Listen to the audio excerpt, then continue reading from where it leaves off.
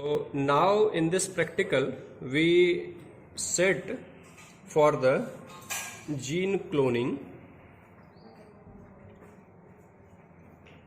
So in the gene cloning, as we know that we need a carrier molecule, that is the cloning vector we say normally, right? So this is cloning vector, right? This is cloning vector. Let's say this is PBR322, right? And on the other hand, we should have our gene of interest. Suppose this is the DNA and here is your gene of interest, okay? So what we do, we cut this vector as well as our DNA of interest or this DNA to get the gene of interest by the restriction enzyme. So suppose here we cut by the restriction enzyme, that is EcoR1, right? So we have to cut both vector as well as gene of interest by the EcoR1, right? So it will be like this, okay, like this. So these are the flanking ends, here and here, and here also this is our gene of interest, okay, this is our gene of interest. So we first do the restriction digestion of the vector as well as our gene of interest, and then we set for the ligation, right? Ligation, and ligation is done at 16 degrees centigrade in the presence of enzyme that is called ligase, right? And approximately overnight we put the reaction, right, at 16 degrees centigrade, and next day we'll get our gene of interest inserted into the vector, right? This is the vector in which this is our gene of interest. Okay, this is one thing, right? This is one aspect. And on the other hand, the first day itself, what we do, we prepare the host, right? So here our host would be E. coli, and in E. coli particularly we use DH5 alpha strain, right?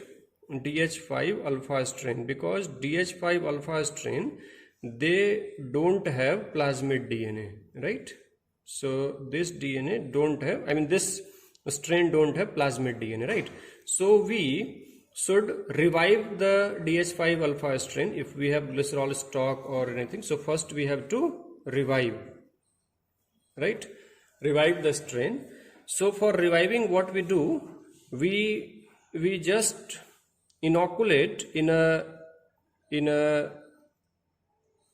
luria broth, or maybe in the test tube, whatever you wish to do, right? So we inoculate them, right, and put it for overnight. You put it overnight at 37 degrees centigrade, right? So tomorrow you will get the culture, right, culture which is ready for the preparation of competent cell. So next day, tomorrow, we do the preparation of competent cell, right? Preparation of competent cell, and then we do transformation. So transformation of these competent cell will be done by this rDNA, recombinant DNA, what you have set today for the ligation, right? And after transformation, then we do the selection. So today we do two things. One is the preparation of the host, and then we set for the ligation. So here in our practical, the vector given is already cleaved with the EcoR1, and the gene of interest has also been cleaved with the eqr1. So we start our practical from here. We have already seen in the restriction digestion how we cut the gene of interest with the different restriction enzymes. So here we start our practical from the vector which is already digested by the eqr1 as well as the gene of interest with the eqr1. This is the protocol for the gene cloning. So we can divide the entire practical in 3 days. So first day we revive our E. coli culture, and particularly we take here DH5 alpha strain because this strain doesn't have any plasmid DNA. And another thing we have to do in first day is the setup for the ligation. So this is the ligation reaction, 20 microliter ligation reaction is there, and we put the ligation reaction at 16 degrees centigrade for overnight, more than 10 hours at least, right? Then in the second day we prepare the competent cell, and then we do the transformation, right, by the heat shock or any other method you may like. And in the third day we then select the recombinants. Third day, 20th step. So observe the colonies under the UV light, because you are, or we are actually making the recombinant by cutting the restriction enzyme in the GFP gene, right? So insertional inactivation of GFP gene is there. So our recombinant colony which is there on the plate will be non-fluorescing under the UV light. So non-glowing colonies are recombinant, and glowing colonies on the plate on which the plasmid, that is labeled with the P, so that will glow in the UV light. So those are the non-recombinant. So why they fluoresce? Why they give the fluorescence? Because they are having the intact GFP gene. We inoculate the DH5 alpha E. coli strain, right? So first we take the medium LB, right? So this is autoclaved LB, and we revived the E. coli glycerol stock yesterday. So this is the E. coli. So we just putting a loop full of E. coli, and E. coli, this is DH5 alpha, into the LB.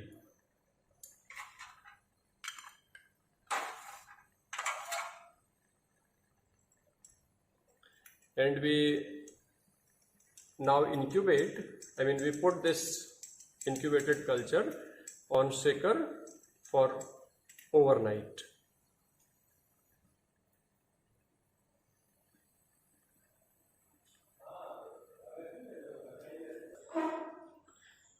Now we set the ligation reaction first. Okay, so in the ligation reaction, this is the cocktail. We are making 20 microliter cocktail. So this is the microfuse tube, very small microfuse tube, and in which we'll take the different components. So first you take the milky water. So milky water is, this is 11 microliter. Okay, this is, so this is milky water, molecular biology grade water, right? So we take 11 microliter in one reaction.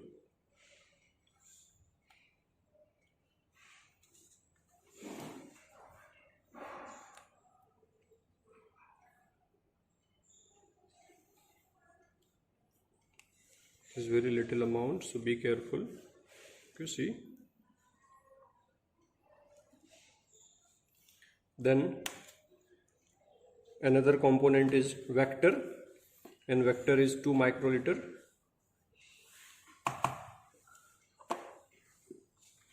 So this is vector, see, vector, and this vector is already digested with the restriction enzyme.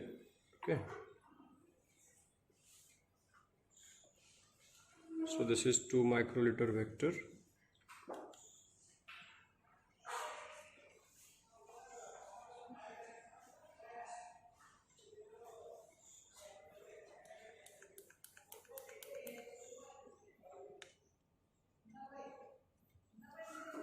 Okay, so vector is added. Then third component is insert, 4 microliter. Insert is 4 microliters. So this is 4 microliter. This tip can also work.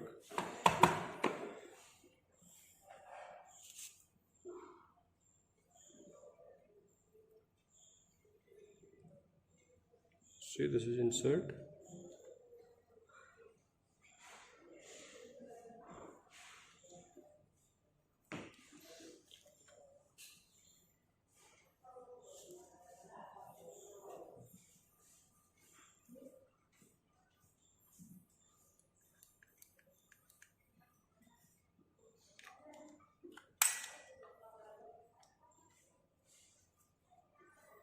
Okay, then next component is 10x ligase buffer,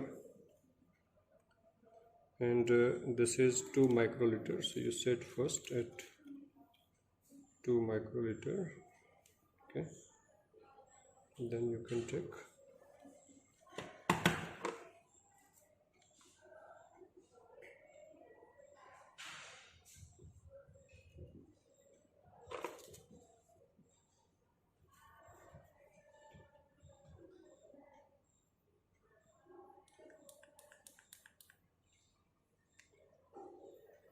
Okay, then next is 1 microliter T4 DNA ligase. So here you can use T4 DNA ligase or E. coli ligase depending upon your usage.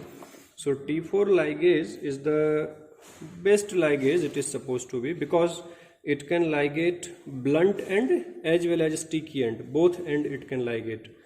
That's why normally during the time of teaching and learning of ligation, so we use, this is 1 microliter, I'm sorry. So you put it to 1 microliter of the ligase.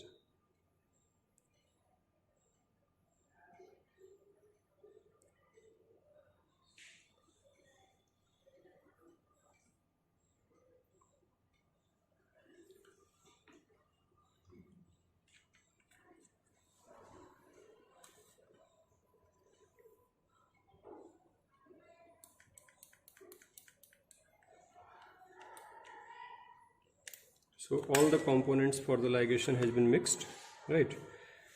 Then we keep it in the place where the 16 degree temperature we can put, right?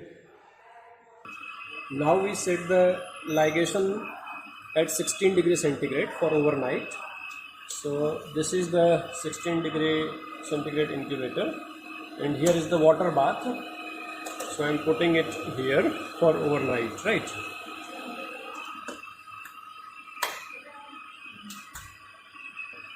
So now overnight ligation is completed. So now I am removing out our ligation reaction. So this is the ligation reaction. Now I am making ampicillin. So I am adding 600 microliter of milk water. This is autoclaved milk water. This pipette is not good, so again I am taking, okay, because it is leaking, so just to discard it. Okay. And this is 600 microliter, and I am adding 600 microliter here. All right.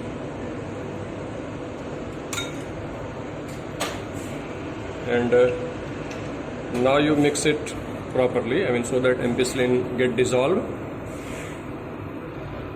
Okay. And then you add ampicillin in a way into the medium that its concentration, I mean final concentration in the LB is 50 microgram per ml. So I calculated, and now I am adding 100 microliter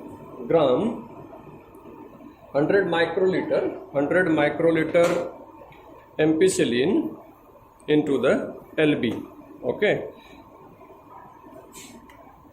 So this ampicillin I am taking, 100 microliter I am taking.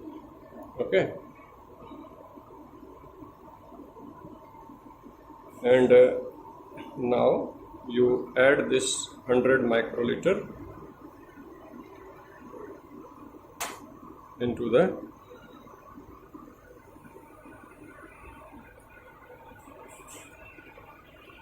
alright. Now you mix it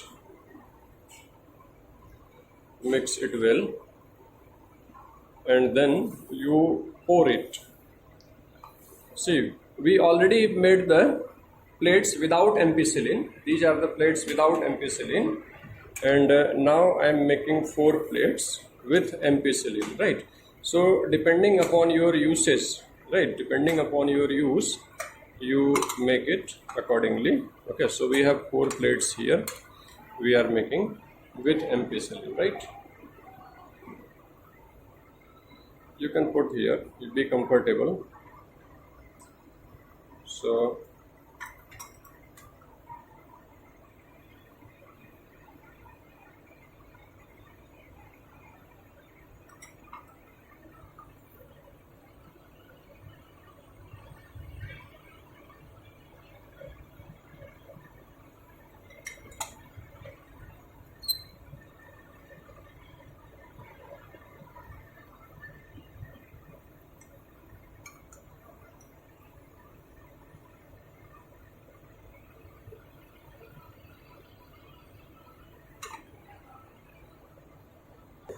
So now I am making the preparation for the competent cell. So for competent cell we have grown the culture here. So this is our culture, just you flame it, okay, and we put this culture. Depending upon the protocol, we are taking here 50 ml culture or 10 ml culture in the 50 ml Ockridge tube. So these are the Ockridge tube, right? So I am taking here this 10 ml culture, okay. So this is pre-chilled Ockridge tube, right, and I am taking here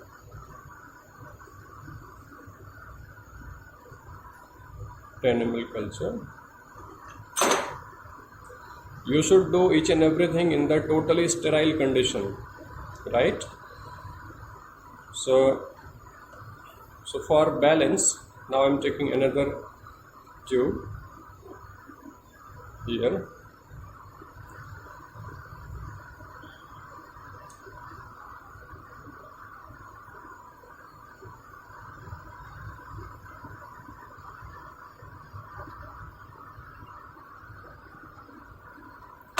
So these are the E. coli DH5 alpha strain, okay, and now we have to centrifuge it, right, at 4000 rpm for 10 minutes, and then we remove the pellet, and then we add calcium chloride. So I set centrifuge at 5000 rpm for 10 minutes at 4 degrees centigrade. This is already chilled, right?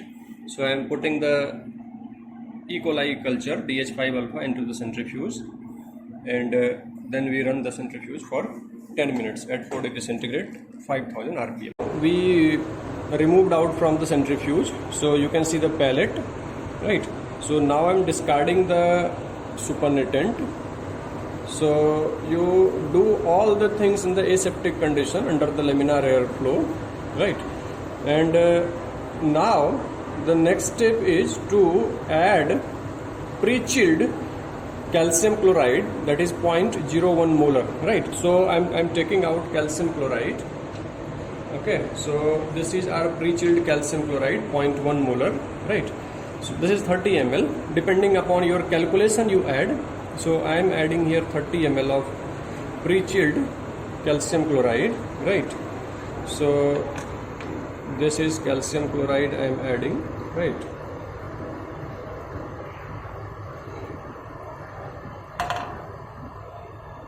Then shake it well so that your pellet will be broken down.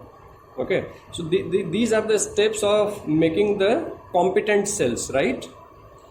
And once the pellet is broken down, then you again put it for incubation in ice for 30 minutes, right? So I'm putting it into ice for 30 minutes.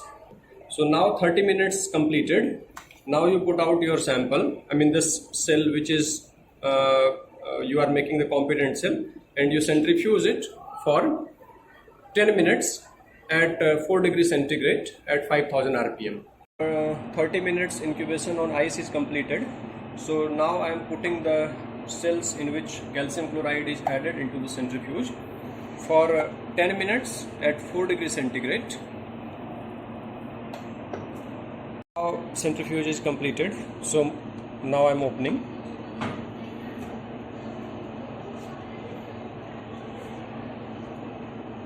And this is our pellet.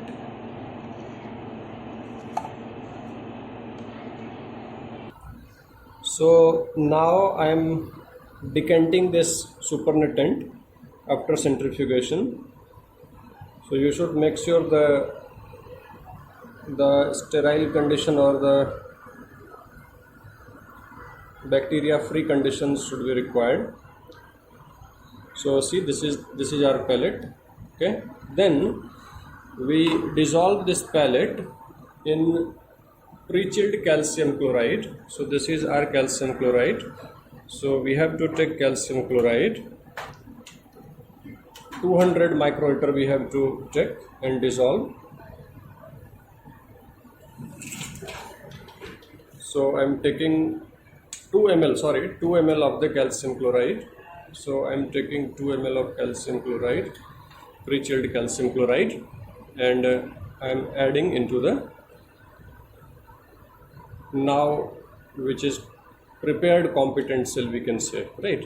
And now you gentle it very carefully, right?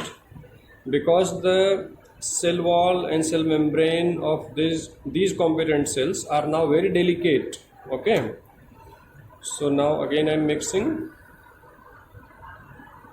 Okay, so this is the competent cell which is dissolved in calcium chloride. So shake it very gently so that the extra pressure won't put onto the cell, so that your cell will intact, right? So our pellet is almost dissolved, right, in this 2 ml of the calcium chloride. So we have now 2 ml of the competent cells, right? So now this is ready for the transformation. So now what we do, we just make the 3 reaction mixture. See, we have the ligated DNA, so we should place the ligation reaction in this microfuse tube. Then we have some control plasmid, right? And we should put some control also in which no plasmid has been added. So first of all, according to the protocol, I am taking 200 microliter of competent cell in each tube first, right? So this is 200 microliter. So I am taking 200 microliter of competent cell in all the 3 tubes. Okay. So this is 200 microliter I am taking. So handle the samples very carefully now, right? Because these competent cells are very, very delicate. This is another 200 microliter.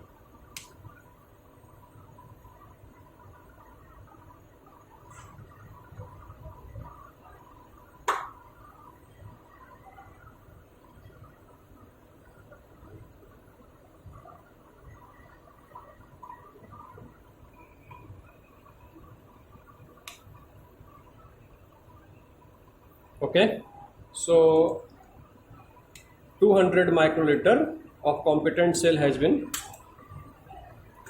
added in all the 3 microfuse tube. Okay, so now three microfuge which is labeled and 200 microliter of the competent cell is there. Now in the first, which is C, we just add the competent cell, nothing else, right? And in the second microfuge tube, this is P. P stands for, this is positive control, right? So positive control, plasmid is there, that means only plasmid we add, right? So according to the protocol, we have to add 2 microliter, right? So 2 microliter of the positive control, right? So this is positive control without ligation. Okay, so no ligation is there, your gene of interest is not here. All right, so this is 2 microliter. Okay, this is positive control, and we add this positive control here. Okay, and now in the third tube we add ligated DNA, this one, this microfuge tube, we have to add ligated DNA, right? And we put 10 microliter of the ligated DNA according to the protocol, right? So we are taking 10 microliter of the ligated DNA. So okay, so here this is the ligation mixture, right? So I'm taking one, okay, this one, right? See, this is the ligation mixture we kept tomorrow, no? That is the, this is the ligation mixture. So I'm taking this 10 microliter, okay, and now you add this 10 microliter into the competent cell. Okay, so after mixing these DNAs into the competent cell, you put all the three tubes in the ice at 4 degrees centigrade for 30 minutes. So I'm keeping this for 30 minutes here, right? I'm keeping in the ice for 30 minutes. All right, now we completed 30 minutes. So just put out the samples or the competent cell in which you added DNA, and now put it on water bath. Not water bath actually, 42 degrees centigrade preheated water. I mean, we are now preparing for the heat soak. Now we completed half an hour. So now we put the samples for the heat soak. This is very, very important step, right? So till now what happens, what happened, our DNA will now adhere with the competent cell because of the calcium, right? And now we provide them heat soak, and during the heat soak the plasma membrane or the cell membrane gets disrupted because of the fluid in nature, right? And in the meantime the DNA enters inside the cell. So now I am putting for the heat soak at 42 degrees centigrade for 30 seconds. Okay, so now we completed our 30 seconds. So quickly we put on to the ice. So this step should be very quick, and incubate on this ice for 5 minutes. So now we completed 5-minute incubation in the ice, and now we put out the sample from this float. So we have 3 samples. Okay, so now we put 800 microliter of the LB, right? Because now the culture has to express the antibiotic resistant protein, right? So for that we also incubate the culture for 1 hour, right? So now we have to add 800 microliter of LB.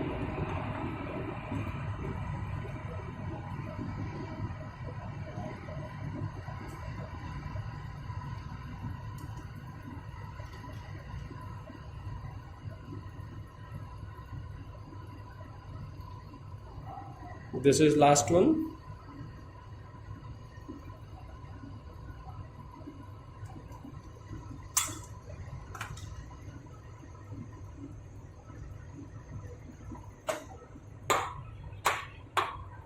So mix it, just invert it,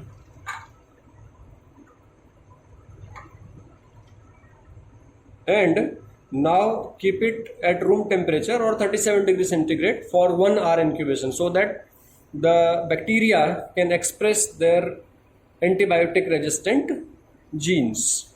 Now we completed 1 hour incubation. Okay, so now the next step in the protocol is to plate the transformed samples. I mean all the three samples. One is control, another is positive control, and third one is the ligated mixture in which we added. So first I put the control here. This is the antibiotic plate, agar antibiotic plate, LV agar antibiotic plate. So I am taking 200 microliter. I am taking 200 microliter.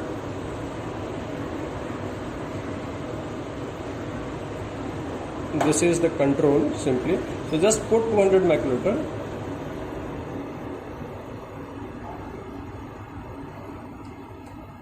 Then we spread.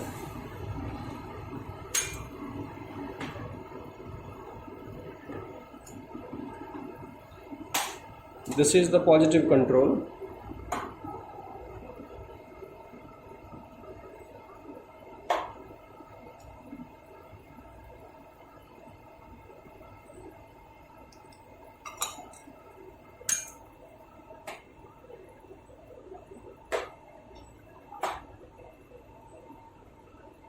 This is the ligated one.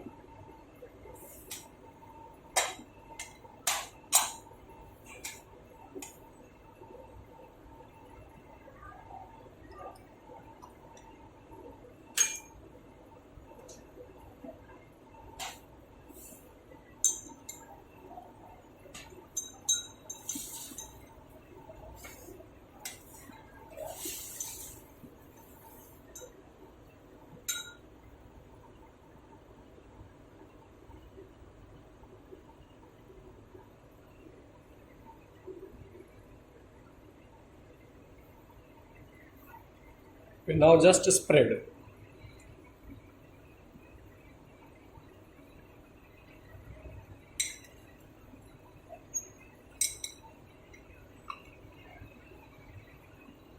Just for cooling. Now you spread.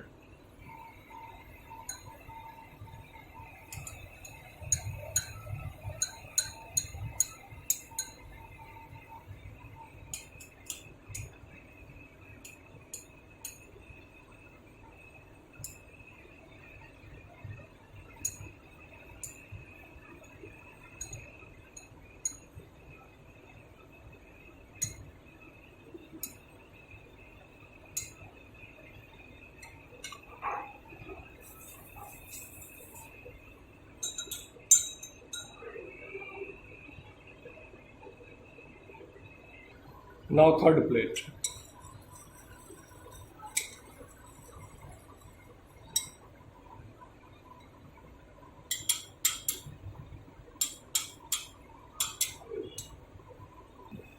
So now the spreading on all the three plates has been completed.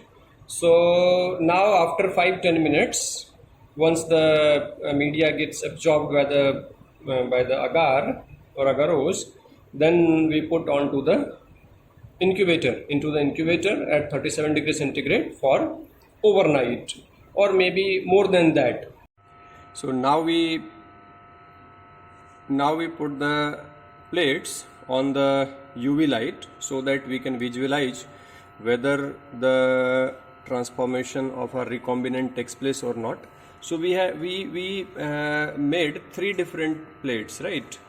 So this is the control, right, in which only the transformed cells, right?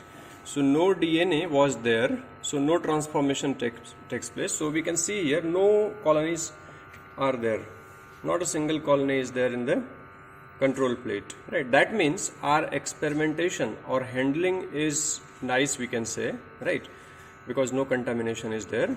Now we come on to the second. So this plate, this is the plate in which the plasmid is there, right? So our plasmid have two genes actually. One is ampicillin resistant gene and another is GFP gene. So you can see here the fluorescence, right? These are the colonies which gives the fluorescence, right? So what does it mean? That transformation takes place, right? So whatever heat shock we have given is all right, and the bacteria gets transformed, right? So this tells about the good handling of the transformation. And third plate, now this one is the ligated one. I mean, we transform the bacteria with the ligated DNA, recombinant DNA, and the ligation what we did is at the place of GFP gene, right? We cleaved the GFP gene, right, and we inserted our gene of interest. So these colonies are the colonies which we can say the recombinant DNA is there. Our DNA is inserted in the GFP gene, or insertional inactivation of the GFP takes place. So here we cannot see any fluorescent colony. So that's how we completed our gene cloning experiment. I hope you understood the entire practical. Thank you.